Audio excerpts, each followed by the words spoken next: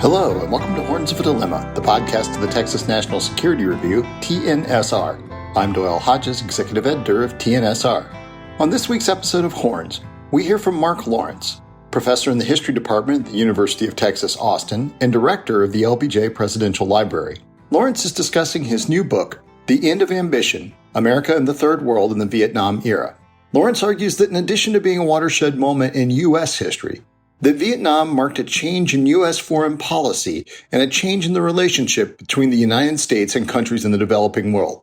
In the book, Lawrence traces this through 5 case studies, but in this talk, he picks out 3 important themes in order to make the case that this is a pivotal and formative moment in American foreign policy. In essence, Lawrence's book is a biography of modern American foreign policy in its formative years. This is a terrific talk. Let's listen in. Hello, everybody. We'll go ahead and get started here. Good to see all of you today. My name is Will Inboden. I'm an associate professor here at the LBJ School and executive director of the Clements Center for National Security, your host for today. And a number of you have heard me do introductions before. It's one of the pleasures of the job, being able to introduce guest speakers. But this one is particularly special. This may be the guest speaker that we've had over the last few years that I go back the furthest with. Mark and I were friends going back to our graduate school days at Yale. I used to say many years ago. Now I have to say many, many years ago. So when time goes by. And it's been just a real pleasure to grow our friendship and our professional collaboration over the years since. 12 years ago, when I was thinking about transitioning back into academia and joining the faculty here at UT, and when I came out for my campus visit, one of the first people I met with was Mark, who had been here by about a decade at that point, and he and his wife Steph were just wonderfully welcoming to me and my family as we were thinking about making this move. And one great part about making the move and joining the faculty here and doing the things we've been doing has been the chance to partner with Mark in so many things. And so he has played an absolutely indispensable role with the Clements Center. Our longtime director of graduate studies has overseen our graduate fellows program, has done so much to design and help run our summer seminar for doctoral students in Beaver Creek and so many other aspects of our work. And for many years, he was doing that while a professor of history here at the university in our distinguished history department. But then a couple of years ago, in addition to being a history professor, Mark decided he had way too much free time on his hands and decided to also become the director of the LBJ Library. Again, a very hallowed role as really one of the crown jewels of our presidential library system. And so Mark has been doing that for the last couple of years as well. And then along the way, again, with this theme of too much free time on his hands, Mark decided to research and write this fantastic new book, which we're going to be hearing about from here, continuing what's been decades now of his academic study and research on American foreign policy, America's role in the world, especially during the 1960s. He's the author of a couple of outstanding earlier books on the Vietnam War. And with this one, he expands the aperture, expands the lens to take a bigger look at what did the Vietnam War mean for America's involvement across the rest of the world, especially the rest of the third world. So you will be able to get signed copies at the back afterwards. I encourage you to avail yourselves of that. And please join me in giving a warm Clements Center UT LBJ welcome to our very own Mark Lawrence.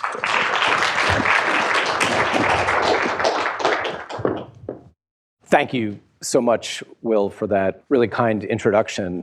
I'm a little bit of a loss as to how to return the compliments because I feel them very sincerely. When Will first came to UT, it's true I'd been here for about a decade, but things changed dramatically around the time Will arrived, in no small part because of the establishment of the Clements Center, which has done so much for this campus, and I will say so much for me personally.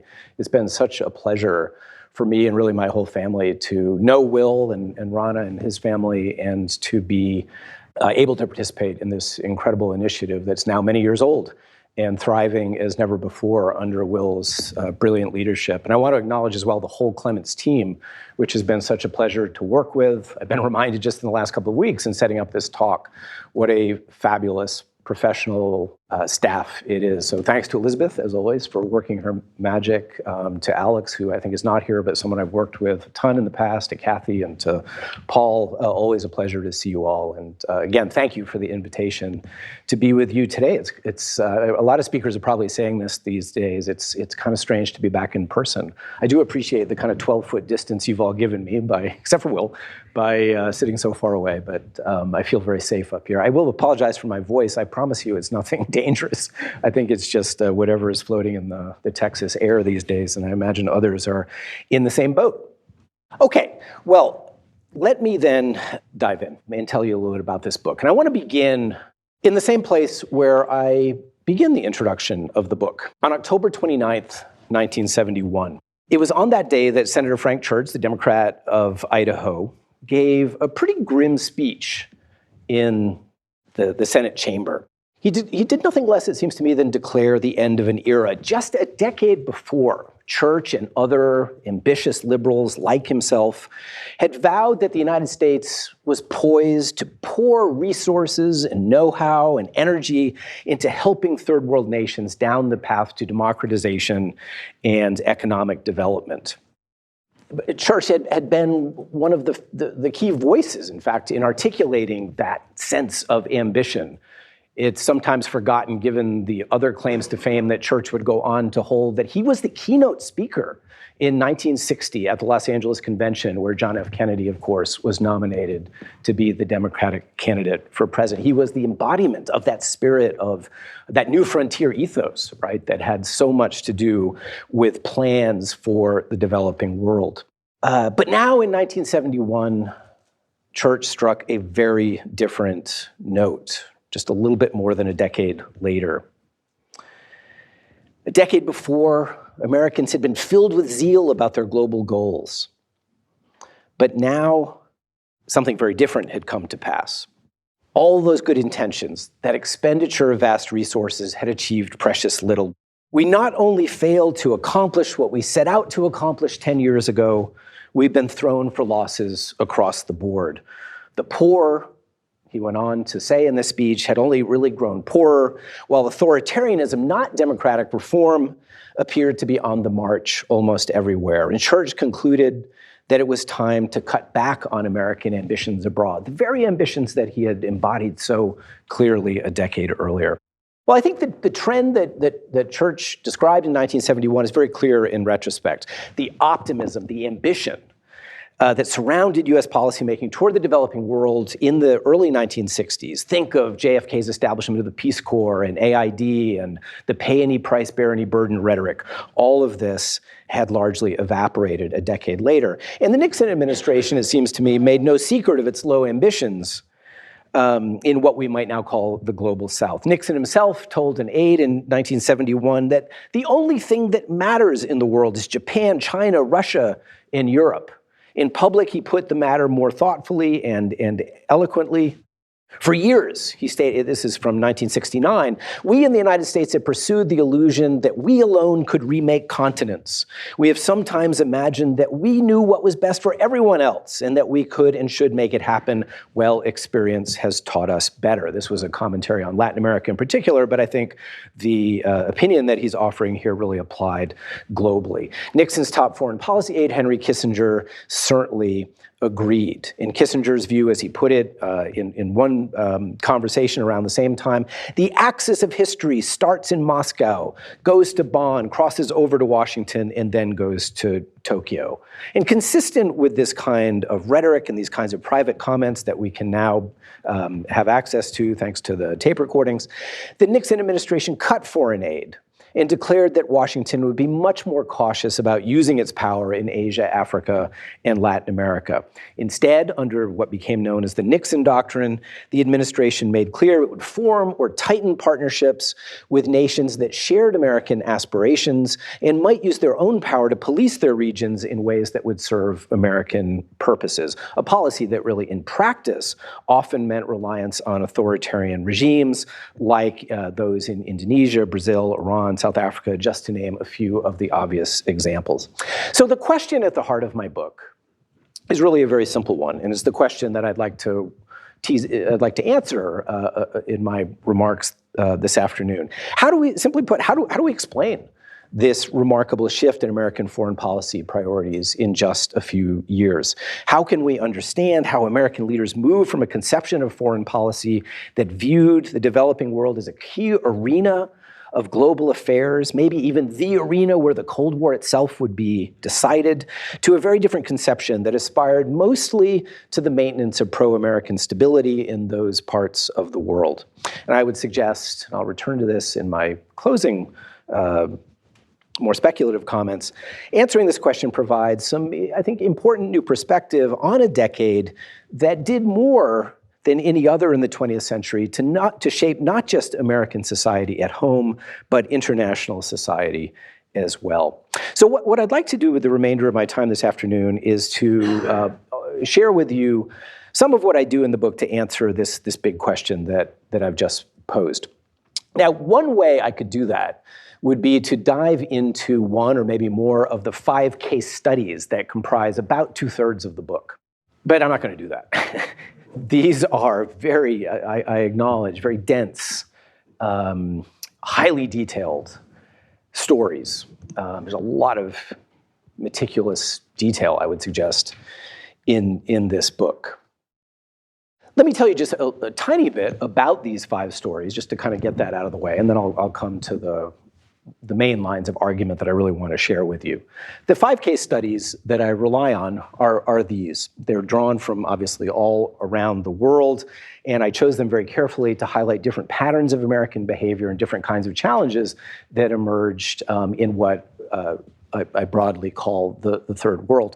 I look at Brazil, where, of course, there was a military coup in the spring of 1964 that ended a period of deep uncertainty and unrest and brought to power a military regime. And I'm very interested in the coup itself, but I'm even more interested in why it was that Americans, as they grew more and more uncomfortable with the rightward drift of the military junta, nevertheless accommodated themselves to the junta, swallowed their reservations, and backed the Brazilian government as it step by step cracked down on Brazilian society and established an ever more complete repressive regime.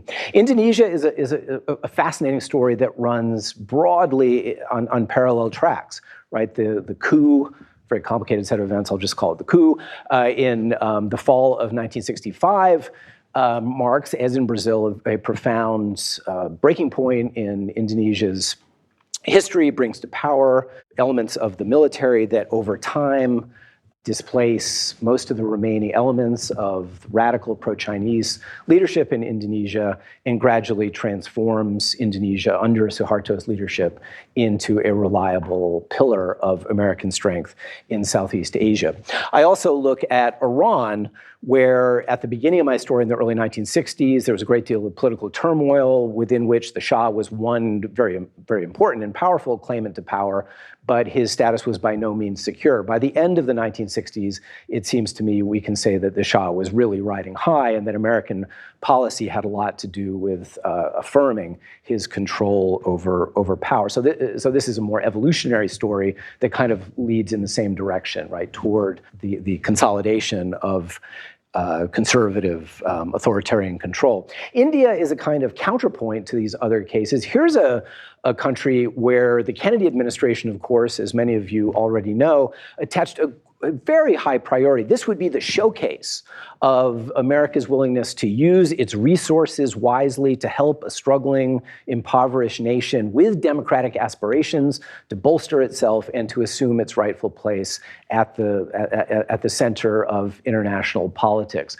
And the story I tell here is of American frustration over the course of the 1960s to the point where in the very late 1960s and early 1970s, Americans had almost totally given up on India ever playing the kind of role that John F. Kennedy and other liberals had imagined for this state that captured their imagination like no other third world country in the early part of the 1960s. And then I also look at Southern Africa. This one's a little more of a regional study and less focused on a single country, although I do build my story largely around Rhodesia and the unilateral Declaration of Independence in November of 1965 that confronted the United States with a major crisis that stirred up a whole array of problems that really bedeviled this whole region of the world. So here, what I try to show is how the Johnson administration in particular,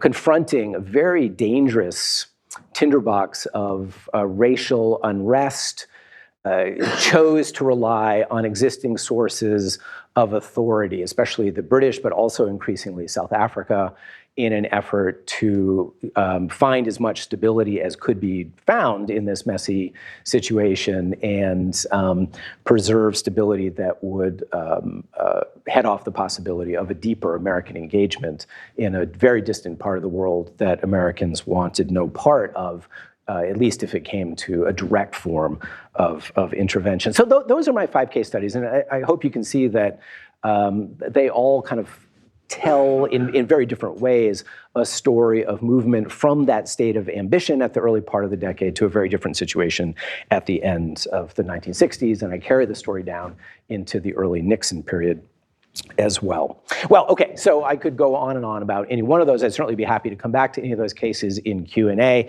but as promised a moment ago, I will not do that. Instead, I propose to fly at a pretty high altitude in the remainder of my presentation and to offer you the 4 broad answers that I offer in the course of the book to that big question about this remarkable shift in American policy that played out from the early 60s to the early 1970s. So the 4 explanations, in a nutshell, have to do first and foremost with, first of all, with the personalities and predispositions of American leaders, and then I want to talk about what's happening within the Third World generally.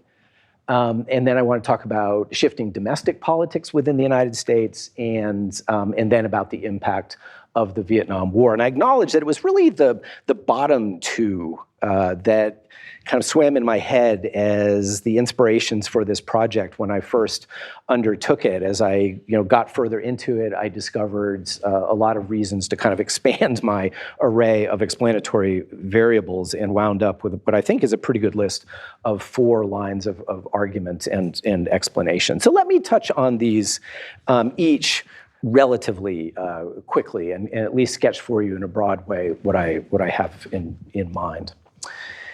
So my first point focuses on the personalities and predispositions of the men at the highest levels of power in the United States and their senior advisors. This is, of course, a traditional kind of focus,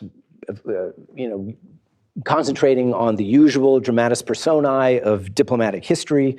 But I think I have something new to offer by looking at familiar figures with fresh eyes. And my basic point is that American leadership at the highest levels progressed during the 1960s from men exceptionally open to innovative approaches in the Third World to men with far less interest in development and democratization as key objectives in U.S. foreign policy.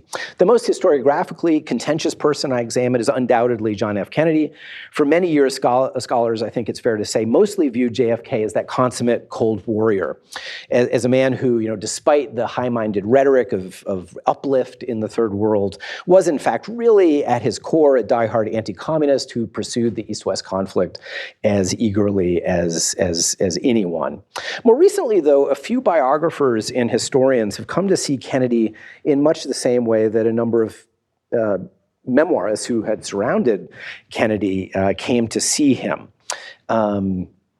in the years following his assassination. So historians like Robert Rako, Phil Muhlenberg, and I think there are strong hints of this in Fred Logevall's biography, as yet partial biography of JFK. These folks view JFK as this unusually innovative and creative and open-minded leader who could see beyond the Cold War and genuinely hope to position the United States on the side of emerging nations in the Third World.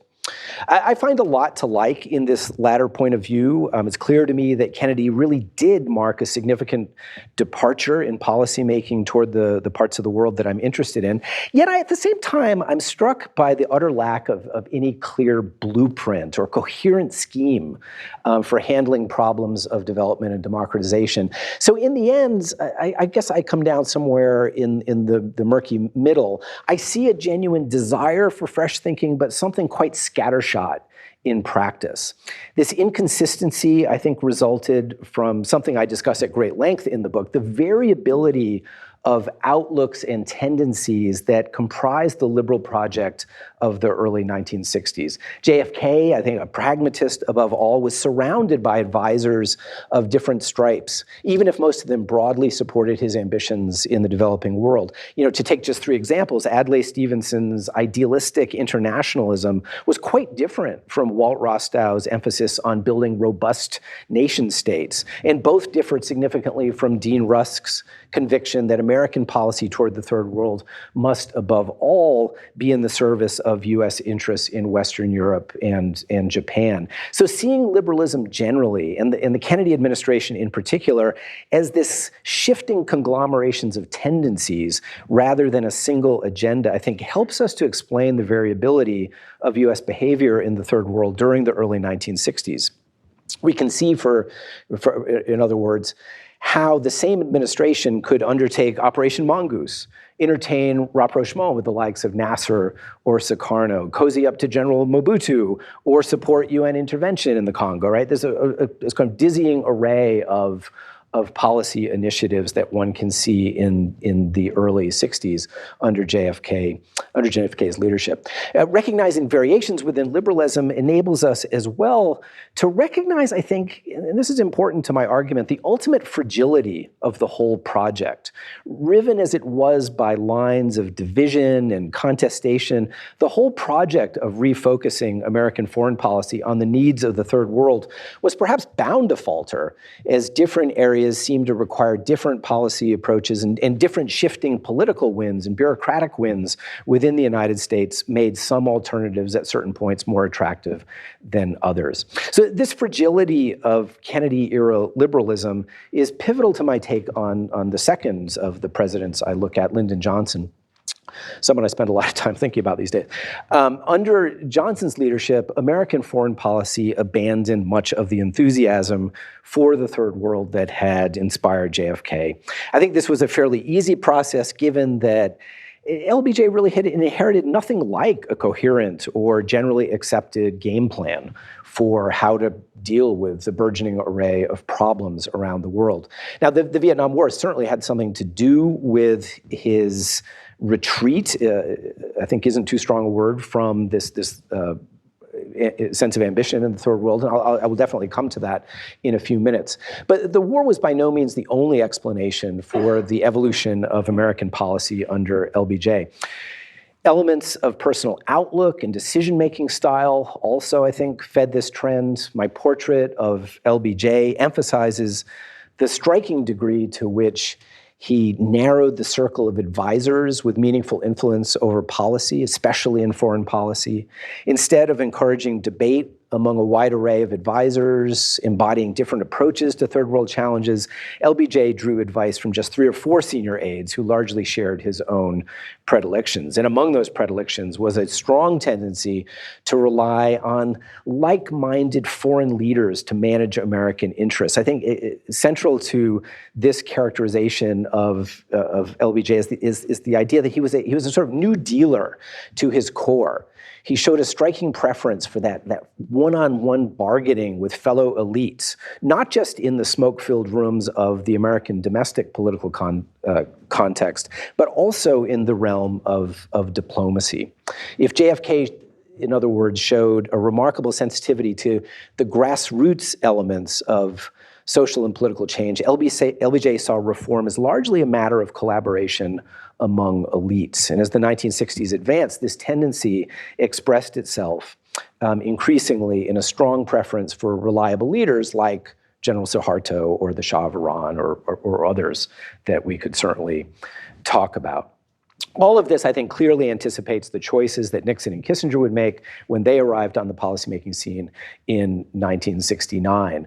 One of the core points of my book, at least in connection with my depiction of LBJ, is that he's really a transitional figure from Kennedy at the early part of the decade to Nixon, and in fact had already conceived of many of the policy departures that Nixon and Kissinger would put front and center. And I think it's important to recognize that Nixon and Kissinger had the advantage of not being saddled with the kind of rhetoric, the Kennedy-esque rhetoric of the early 1960s. LBJ had moved on, I think, in very significant ways from that rhetoric, but couldn't come quite out and say so in the ways that Nixon, of course, could for reasons of party politics. The second line of interpretation runs really to the other end of the interpretive spectrum, shifting from the very contingent world of individual actors to really deep-seated changes at work within what I'm obviously comfortable calling the third world. We can talk about that terminology if you like. Across these years, third world politics generally grew more radical and more confrontational toward the West. Developments that clearly led U.S. leaders to sour on the possibility of democracy and free market economic development, and increasingly to fear communist advances in many parts of the world. It was under these discouraging circumstances that stability increasingly appeared as the best that Washington could probably hope for. And at the risk of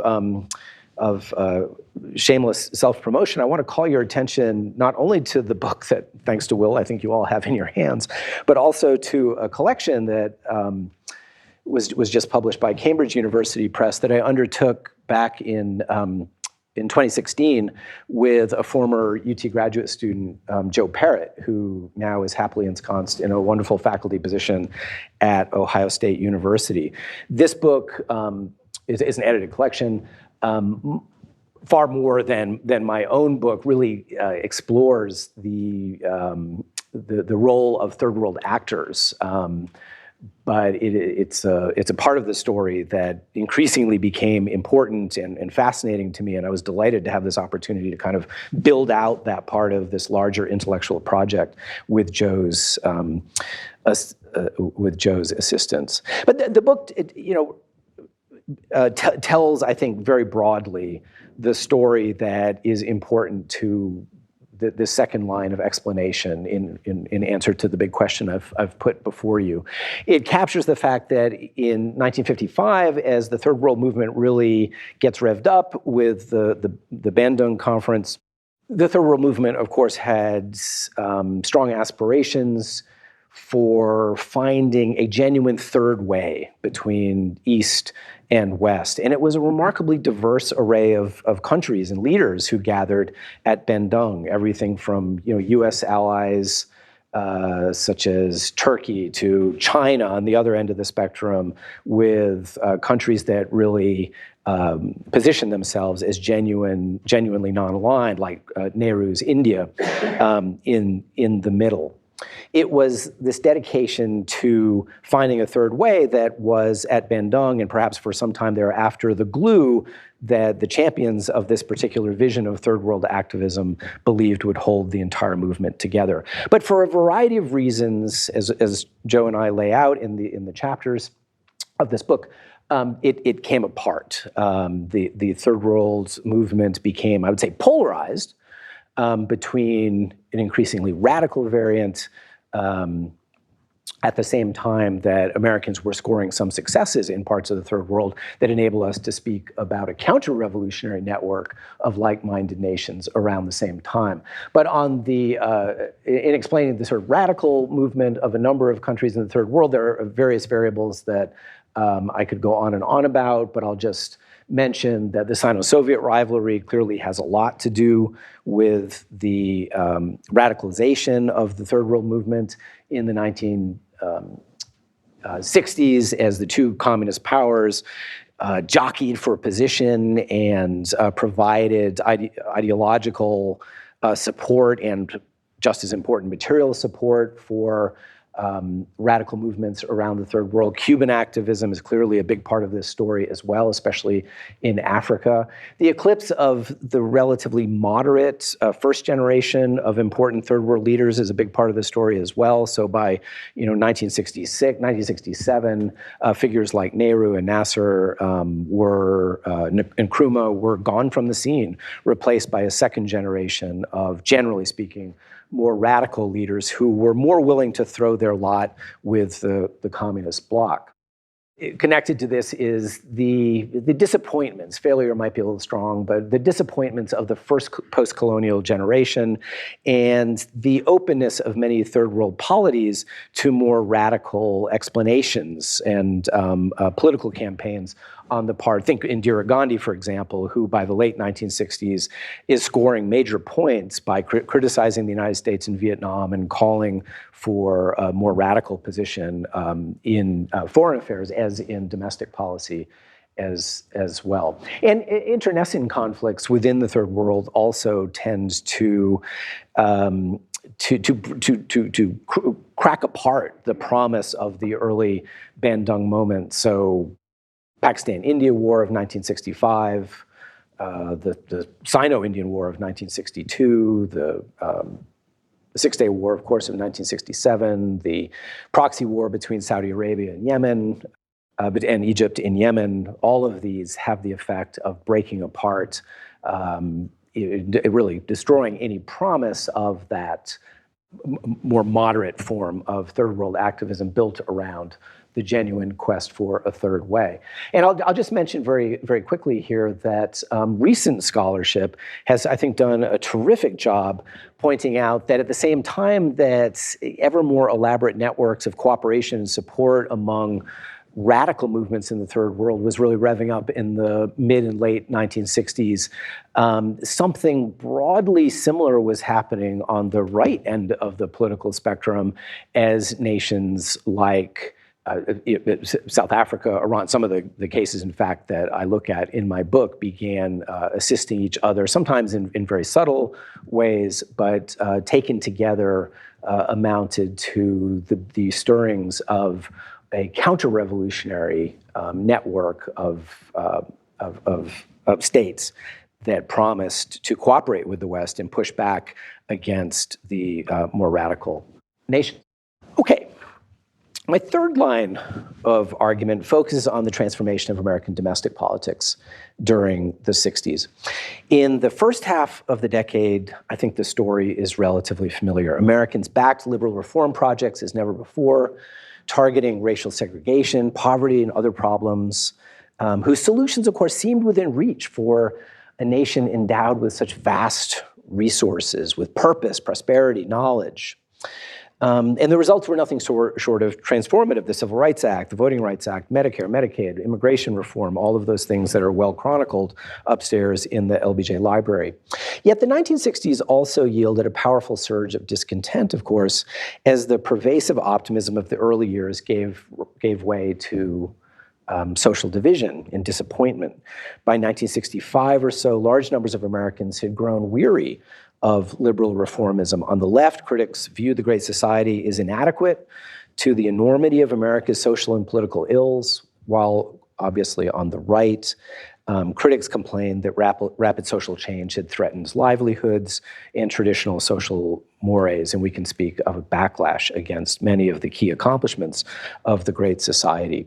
Scholars focused on the rise of modern conservatism have for many years now noted the profound importance of these developments and really helped recast the 1960s as a period not only of those familiar themes, right, of liberation and reform, but also of renascent conservatism that in time would, of course, grow into the dominant flavor of American politics. And my contribution in End of Ambition is to show that this turn away from liberalism in the domestic sphere ran parallel to and really was deeply intertwined with a similar trend in foreign affairs.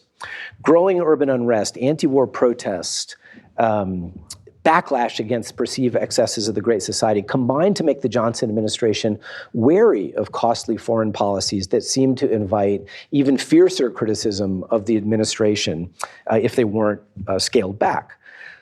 LBJ was aware, too, of the tendency among his critics to link domestic radicalism, stirring conflict in American cities, with radicals overseas who threatens to undermine American interests. The Chicago Tribune, just to quote one of innumerable examples that connected the dots, criticized the Johnson administration for subsidizing local wars of liberation in cities all over the country by pumping Great Society funds into inner city neighborhoods that were increasingly succumbing to rioting and unrest, of course, in the second half of the 1960s. And I put these two images on my slide here to convey something of what Americans were experiencing on their television screens day by day in the later 1960s. And you can, I think, get a sense of how easy it might have been to connect unrest domestically with the problems besetting the United States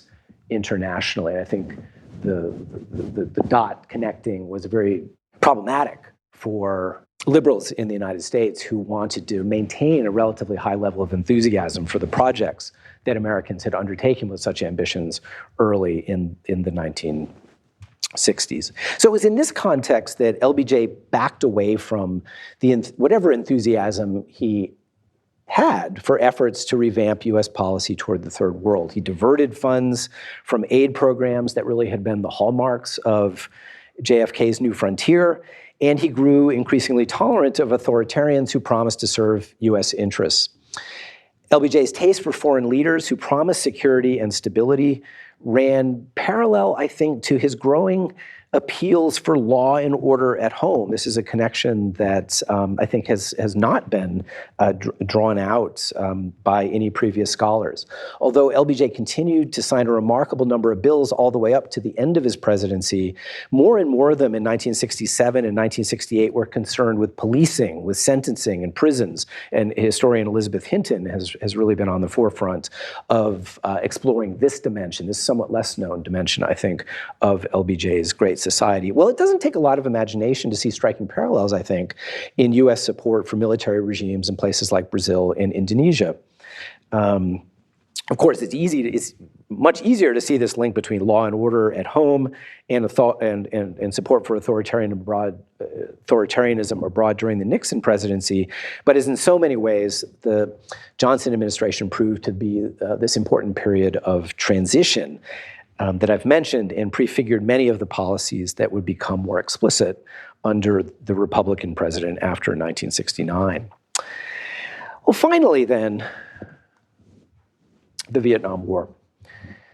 This too, of course, helps explain the change in U.S. foreign policy toward the developing world in the 60s and early 70s. My book really had its origins, full disclosure, in my hypothesis that the Vietnam War had this kind of profound consequence on the broader patterns of American policymaking. And the fundamental question at the core of this project as I undertook it was, what were the impacts of the war on larger patterns of American policymaking? Eventually, I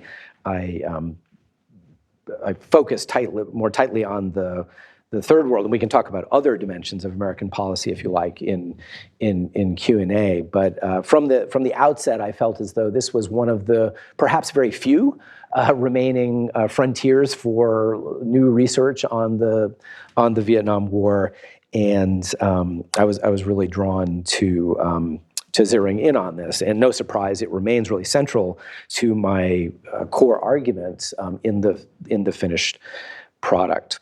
It cannot, though, be easily isolated, right? You can't really write a book, as I initially intended to do, about the impacts of the Vietnam War on American policy toward the Third World, because these other factors are so deeply intertwined with the effect of the war. As I've already mentioned, and I'll just highlight again here, the Vietnam War had the effect of energizing radicals in the Third World. It became a central piece, as I think we all could easily imagine, of anti-American, anti-Western propaganda. It became a core theme in the diplomatic encounters that drew radical Third World leaders and activists to places like the Havana Conference in 1966 that initiated the tricontinental radical movement. So the Vietnam War played an important role, I think, in that regard. Of course, it also polarized American public opinion on the home front. By no means, of course, and I have to sometimes, remind my students when I teach courses on the Vietnam War not to go too far toward assuming that the anti-war movement by itself was LBJ's big problem. Of course, it was deeply intertwined with other sources of criticism for the Johnson presidency and for the liberal project more generally. But indisputably, anti-war activism is an important part of that broader sense of social discontent that we all know very well when we think of the 1960s. But the war also altered American calculations by generating an acute sense of limits on American capabilities. At a time when the United States was consumed with one part of the world, there was simply little left over, whether political will or military aid or economic assistance, for managing problems elsewhere. And from the outset of his presidency, Lyndon Johnson appreciated that America's vast resources were ultimately limited, in that a careful balancing act would be required in order to achieve all the goals that he set for himself at home and abroad. Above all, he understood the need to limit spending abroad in order to achieve his highest priority, the Great Society. When Vietnam began consuming vast resources after 1965, LBJ sought to obscure the severity of the drain, but he could only do so much.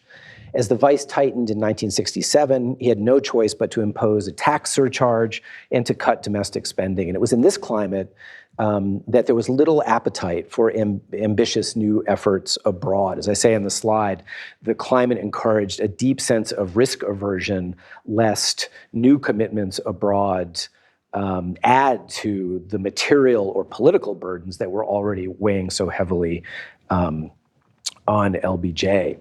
And I try to do some work in the book to show how the military commitment in Southeast Asia actually did degrade American defense capabilities, both within the borders of the United States and in the North Atlantic space, as a question I think that really hasn't been explored in great detail before. So I suspect that I have something to offer on that very specific question of exactly how did the deployments in Vietnam affect the overall American military posture around the world. Okay. Let me wrap up this presentation with just a few words about the broader implications of the project.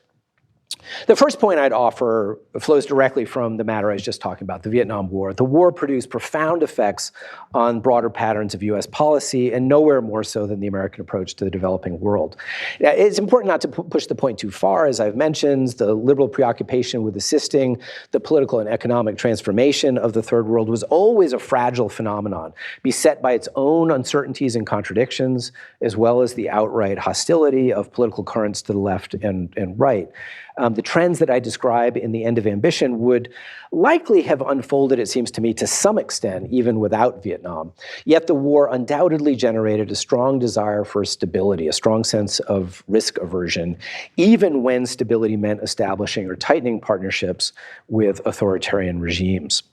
While this desire for stability in a chaotic international situation made eminent sense, it sowed the seeds of dissension and rebellion that made the long-term future more rather than less riven with dangers and threats. And herein, I think, lies one of the less appreciated tragedies of the Vietnam War.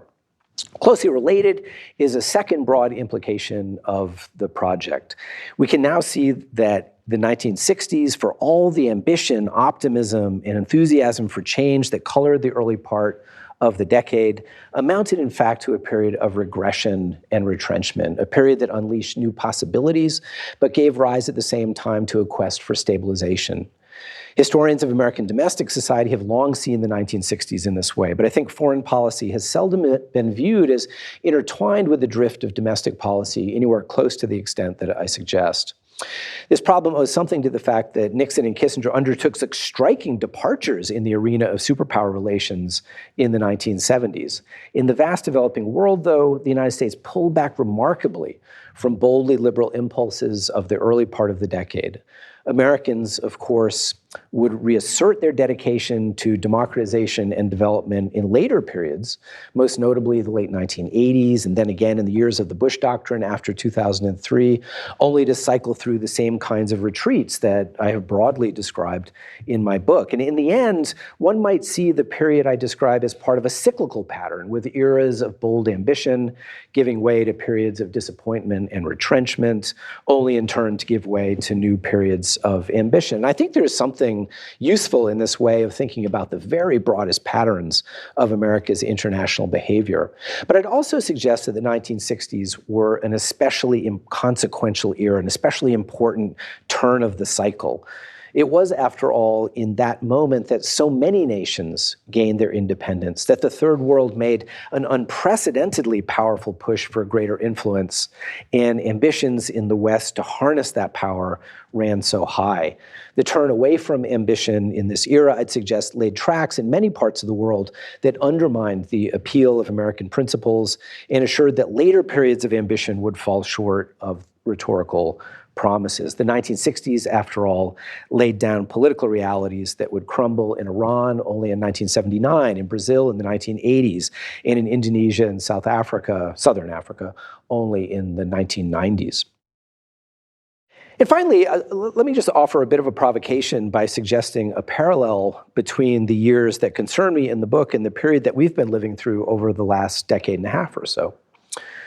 I describe an era in which American leaders struggled to cope with discouragement and disillusionment about the capabilities of American power. A roughly parallel set of concerns that have confronted Americans, it seems to me, since the collapse of the Bush Doctrine in the years before 2007. And we see roughly a similar set of policy responses from American leaders, including the cutting of losses in places where commitments exceeded interests, reliance on regional partners, toleration of authoritarianism, and a refocusing on great power politics.